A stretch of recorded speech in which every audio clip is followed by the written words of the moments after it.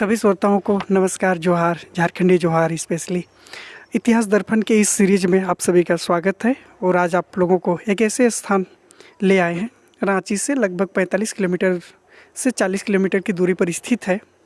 और आज हम लोग इस ऐतिहासिक दर्पण के इस सीरीज में इस स्थान की विशेषता, इनकी ऐतिहासिक विशेषताओं से लेके भौगोलिक विशेषताएं के बारे में हम लोग विस्तार से चर्चा करेंगे।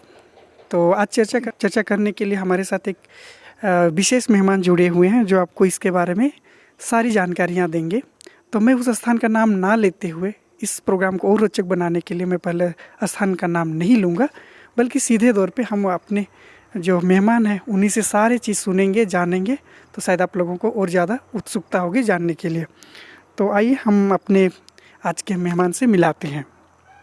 आज के मेहमान हमारे मिस्टर नवीन कुमार हमारे साथ आज जुड़ रहे हैं आज इस प्रोग्राम में। तो सबसे पहले प्रोग्राम शुरू करने से पहले हम इनको हमारी इस ऐतिहासिक दर्पण के प्रोग्राम में सबसे पहले उनको स्वागत करते हैं। आपका स्वागत है हमारे प्रोग्राम में। तो इस स्थान की विशेषताओं से लेके आप थोड़ा हमारे दर्शकों को थोड़ा इस स्थान की विशेषता के बारे में बता दें। मैक्लुस्कीगंज एक ऐसा जगह है जो कि अंग्रेज़ों के ज़माने से इसको फेमस किया गया है। और अंग्रेज़ इस क्षेत्र को इसीलिए चुने क्योंकि ये बहुत ही वातावरण के हिसाब से बहुत ही अनुकूल था, जो कि इंग्लैंड के वातावरण से यहाँ मैच होता था। इस वजह से यहाँ पे जब भी वो गर्मी के दिनों में कहीं झारखंड के या तो देश कहीं दूसरे जगहों में रहते थे, तो जब गर्मी के मौसम में उनको अनुकूलता अनुभूति नहीं होती थी तो संभव प्रयास करके यहाँ पे आके अपना जीवन यापन करते थे।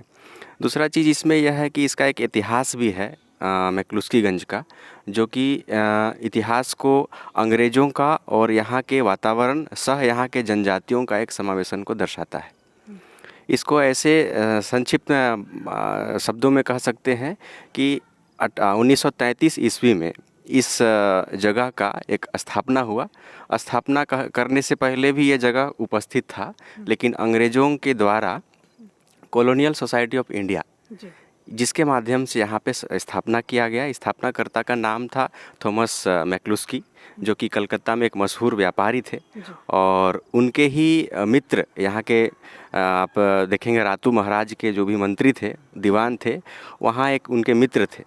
तो उनके मित्र के सहयोग से इस क्षेत्र का लगभग 10,000 एकड़ ज़मीन को बंदोबस्ती करा लिया गया उस व्यापारी के माध्यम से।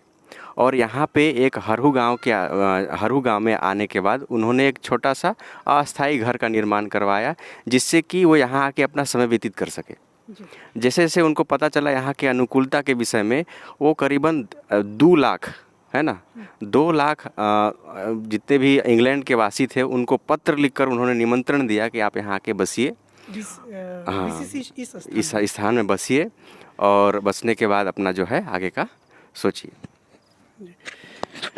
तो लगभग आप लोग संक्षिप्त परिचय इस स्थान के बारे में, बल्कि इस स्थान नहीं कहेंगे, इस स्थान का ही एक छोटा सा हिस्सा है ये एक धार्मिक स्थल, बल्कि वो वास्तविक जिस स्थान की चर्चाएं हम लोग कर रहे हैं वो लगभग यहाँ से 5 से 10 किलोमीटर की दूरी पर स्थित है। उसी का एक अभिन्न हिस्सा ये है जहाँ से हम लोग अभी वीडियो की शूटिंग कर रहे हैं। तो हम लोग उस स्थानों के बारे में संक्षिप्त जानकारी हासिल किए। इस धार्मिक स्थल के बारे में आपका क्या जानकारी? ये सर्वधर्म, जैसे हम लोग अंदर आते ही हम लोगों ने देखा कि एक सर्वधर्म स्थल है, तो इनकी विशेषताओं के बारे में थोड़ा सा बताएं। हमारे दर्शक देख पा रहे होंगे कि सामने ही मंदिर है, मस्जिद है, गुरुद्वारा है, फिर यहाँ पर आप देख सकते हैं अन्य अन्य धर्म के एक प्रतीक यहाँ पर लगे हुए हैं। तो इनकी विशेषताओं के बारे में थोड़ा बताएँ। जी ज़रूर। जैसा कि हम लोग जानते हैं कि मैक्लुस्कीगंज जो है अपने आप में ही एक सौंदर्यपूर्ण इलाका है। और इसका अगर हम भौगोलिक स्थिति को देखें तो यहाँ बगल से ही दक्षिणी दिशा में एक डुंगडुंग नदी का प्रवाह होता है। जो डुंगडुंग नदी अपने आप में एक ऐसा नदी है जो कि अंग्रेज़ों को भी यहाँ पे आकर्षित किया। और एक चीज़ मैं और बताना चाहूँगा ऐतिहासिक दृष्टिकोण के माध्यम से, उसके बाद मैं मंदिरों के ऊपर में आऊँगा कि ऐतिहासिक दृष्टिकोण में अगर देखा जाए यहाँ पे करीबन लोगों को 2 लाख लोगों को बसाने का उन्होंने चेष्टा रखा था, लेकिन हो नहीं पाया। अंततः उन्होंने केवल मात्र 200 लोगों को ही यहाँ पे बसाने का प्रक्रम किया। और अधिकतर लोग अभी वर्तमान में 20 लोगों को ही, परिवारों को भी हम देख सकते हैं। और उसके अस्थायी धरोहरों को भी हम लोग देख सकते हैं, अंग्रेज़ों के द्वारा बसाया गया। इसमें महत्वपूर्ण बात यह है कि 200 जितने भी 200 बसाने के लिए उन्होंने निवेदन किया था यहाँ पे, उसमें 20 बसे, बाकी जो है द्वितीय विश्व युद्ध के बाद में वो वापस ऑस्ट्रेलिया या तो यूएसए, इंग्लैंड वापस चले गए, क्योंकि उनको यहाँ पे अपनी जीवन का जो आधारभूत संरचना है उनको आगे प्रदर्शित नहीं हो पाता था, उसको विजन नहीं दिखाई देता था उन लोगों को, इस वजह से। और रही बात यहाँ की जो सांस्कृतिक धरोहर या तो यहाँ पे कह सकते हैं हेरिटेज का, तो हम लोग जैसा बात किए कि बगल में ही डुंगडुंग नदी का प्रवाह है, और डुंगडुंग नदी जहाँ पे नदियाँ गुजरती है वहाँ से संस्कृति की विकास होती है, हमारा इतिहास गवाह है ये, है ना। तो यहाँ पे हम देख सकते हैं जैसा कि सबसे साइड में हम देख सकते हैं एक मस्जिद है, उसके भी बगल में हम लोग देख सकते हैं यहाँ पे मंदिर है। मंदिर के जस्ट बगल में एक चर्च है, रोमन कैथोलिक चर्च है, उसके जस्ट बगल में गुरुद्वारा। ये चारों धर्म को सूचित करता है, यहाँ पे सर्वदलीय धार्मिक स्थलों को संयुक्त रूप से दर्शाता है, यहाँ की एकता और अखंडता को प्रदर्शित करता है। अंग्रेज भी इस चीज़ को चाहते थे कि यहाँ पे एकता और अखंडता बनाए रखे। वजह ये था, इसके पीछे भी एक उद्देश्य है अंग्रेज़ों का, क्योंकि शुरुआत में बहुत कठिनाई से इस जगह को प्राप्त किए थे। तो जाहिर सा बात है कि धार्मिक कलेश और धार्मिक एकजुटता यहाँ पे बहुत कम, बहुत धार्मिक एकता बहुत ज़्यादा देखने को मिलती थी और धार्मिक कलेश बहुत कम था, आपसी में एकता बहुत ज़्यादा थी सभी धर्मों में। तो अगर किसी एक खास धर्म को लेके आगे अगर बढ़ते अंग्रेज, तो उनके लिए दिक्कत का सामना करना पड़ता है यहाँ पे बसने के लिए, है ना। तो इसीलिए सभी धर्मों का एक रूपता यहाँ पे दर्शाया गया, और साथ ही साथ यहाँ पे कह सकते हैं कि आने वाले भविष्य के लिए जो एकरूपता है, स्वामी विवेकानंद का जो सोच है, सभी धर्मों का, सर्वधर्म को साथ में लेके देश का विकास करना, वो यहाँ से भी, इस छोटे से मैक्लूसीगंज से भी प्रदर्शित होता है। जीवंत और प्रत्यक्ष आपका एक उदाहरण के तौर पे इस स्थान को हम लोग देख सकते हैं। आपने सही बात बोला, और हमेशा ही हमारा देश और हमारी संस्कृति का यही भाव रहा है, सर्वधर्म का। तो उनका एक जीवंत उदाहरण है, आके हम लोग देख सकते हैं। हमारे दर्शकों को बताना चाहेंगे कि जब भी समय मिले ज़रूर आप आके इस स्थान को देखें। आपको वाकई हमारे देश की जो एक मनोभावना है वो प्रदर्शित होगी और दिखेगी धार्मिक दृष्टिकोण से। तो जैसे चलिए हम लोग इस स्थान से थोड़ा सा हटके हम लोग वास्तविक जो मुख्य जगह है उसके बारे में थोड़ा जानकारियाँ हासिल करने की कोशिश करते हैं। कहा जाता है कि जहाँ पर बस्ती बसाने की बात कही गई थी, फिलहाल वो बस्तियों में अभी तो कोई भी रहने वाले निवासी नहीं रहे, पर कहा जाता है कि अभी पर्यटकों के लिए वो एक जो भी पर्यटक व्यक्ति हैं वो रहने के जगह के दौर पे अभी वो सब निर्मित किया गया है। तो इनके बारे में क्या कोई जानकारी है, या फिर कुछ शैक्षणिक संस्थानों की भी बातें कही जाती है, तो इसके बारे में थोड़ा बताइए। जैसा कि अंग्रेज यहाँ से वापस चले गए, उसके बाद अपने अस्थाई धरोहरों को यहाँ पे छोड़ दिया, तो यहाँ के वर्तमान स्थानीय लोग जो हैं, और हो सके तो सरकार के सहयोग से यहाँ पे बहुत सारे धरोहरों को संचित किया गया है। जैसे देखने को मिल सकता है, यहाँ पे बहुत सारे होटल हैं, इमारतें हैं अंग्रेज़ों के ज़माने का, जो देखने में ही प्रतीत होता है कि ये पुराने ज़माने के हैं, किला है वगैरह वगैरह। दूसरा चीज़, यहाँ पे डॉन बॉस्को स्कूल का भी स्थापना किया गया है, जो कि शैक्षणिक योग्यता को ध्यान में रखते हुए किया गया है। हालाँकि अंग्रेज भी शिक्षा को बहुत अधिक बढ़ावा देते थे, क्रिश्चियन मिशनरी भी शिक्षा को बहुत अधिक बढ़ावा देते थे। उसी प्रक्रम को आगे बढ़ाते हुए उसी समय में स्कूल का भी स्थापना किया गया है, जो कि अभी तक झारखंड के टॉप 10 स्कूल में आता है ये, है ना। तो इस तरह का यहाँ पे स्थिति है। और एक धर्म से जुड़ा हुआ बात करें तो बगल में ही एक सीता कुंड है, सीता गर्म कुंड है। वहाँ पे माने 12 महीना जो है हम लोग उसमें गर्म पानी का एहसास कर सकते हैं। मतलब उस पानी का स्रोत से 12 महीना हम लोग गर्म पानी का एहसास कर सकते हैं, क्योंकि उसका नाम सीता कुंड है। उसमें भी कितना दूर होगा वो? जस्ट बगल में ही है यहाँ पे। अच्छा, उनकी क्या इस धार्मिक ये से कोई जुड़ाव या कुछ ऐसे? इसमें धार्मिक जुड़ाव कह सकते हैं कि यहाँ के स्थानीय लोगों का मानना है कि यहाँ पर एक राजा का माने महल था उस पहाड़ में। सीता कुंड के जस्ट जो तालाब है उस कुंड के जस्ट बगल में एक पहाड़ है, उस पहाड़ में एक छोटा सा महल था, जो कि जिसको हम सकते हैं किला। वो अपने सुरक्षा के दृष्टिकोण से बनाया गया था रातू महाराजा के माध्यम से। तो उस किला से बहुत पौराणिक कहानियाँ भी जुड़े हुए हैं कि यहाँ पे राम जी यहाँ पे आए थे। राम जी यहीं से होके श्रीलंका की ओर प्रस्थान किए थे, अयोध्या से होते हुए इधर से ही विंध्याचल होते हुए प्रवेश किए थे। तो ये मान्यता है कि यहाँ पे सीता माता जो है वहाँ पे उस पानी का कुछ उपयोग की थी। इस वजह से इनका इस जगह का नाम, इस जो कुंड है उसका नाम सीता गर्म कुंड रखा गया, और वास्तविकता में वो गर्म पानी होता है उसमें। शायद उस कुंड के बारे में भी अगर अस्थाई व्यक्तियों की ये मान्यता है तो हम लोग इससे इनकार नहीं कर सकते हैं, क्योंकि हमारे ही झारखंड के गुमला ज़िले में अभी भी हम लोग अंजन धाम, तो शायद इस बात से भी हम लोग इनकार नहीं कर सकते हैं। और हम अपने इस वीडियो और इस श्रृंखला में वो स्थान जरूर दिखाने की कोशिश करेंगे। फिलहाल हम लोग अभी एक अस्थायी रूप से इस प्रोग्राम को निरंतर रखे हुए हैं। तो हम लोग इतिहास और इस स्थान की विशेषताओं के बारे में सभी की जानकारियों को लेके हम जानकारी प्राप्त कर चुके हैं। सभी चीज़ों के बारे में विस्तार से जानकारी हमारे आज के मेहमान मिस्टर नवीन कुमार जी सभी बता चुके हैं। अब हम लोग इसका वर्तमान संदर्भ में बात करेंगे कि इस ऐतिहासिक जगह को और कैसे विस्तार रूप दिया जा सकता है। क्या सरकार को इस तरह ध्यान आकर्षित करना चाहिए या ध्यान लाना चाहिए, कैसे इनको एक हेरिटेज प्लेस के रूप में, एक ऐतिहासिक स्थान के रूप में कैसे बढ़ावा दिया जा सकता है, एक पर्यटन स्थान के रूप में। इन सारी चीज़ों को के बारे में भी हम लोग थोड़ा सा डिस्कस करेंगे, जानकारी लेने की कोशिश करेंगे कि क्या संभावनाएं दिखती है। और दूसरे राज्य या दूसरे ऐतिहासिक जगहों की तुलना करें तो बाकी हम लोग देख सकते हैं उतना विकसित नहीं हुआ है, तो इसके बारे में थोड़ा सा आप बताएं। अभी जैसा हम लोग देखते आ रहे हैं हमारे देश में या तो विश्व की धरोहरों के लिस्ट में भारत में ऐसे 40 धरोहर हैं जो कि यूएन के लिस्ट में शामिल है ना। और एक माने टेंजिबल नॉन टेंजिबल दोनों प्रकार के हैं। नॉन टेंजिबल 8 प्रकार के धरोहर भी हैं।